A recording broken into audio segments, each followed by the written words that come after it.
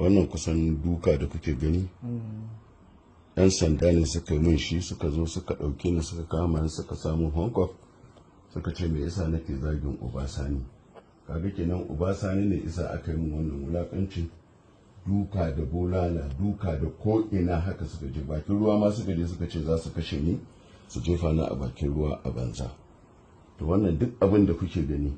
dukansu ne, yan sanda ne. Daga ƙarshe bayan sun mun abin da suka mini suka sake ni sannan na zo, amma abin da zan iya gane ya zan gane wasu daga cikinsu,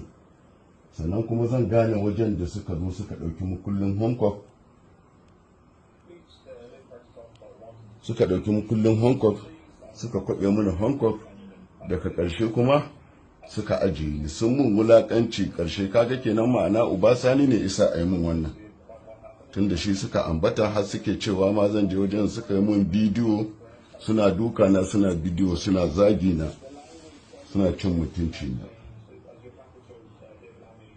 To duk wannan abin da kuka gani dukan yan sanda ne, da bulala da hannu da ƙafa haka suka dinga duka na.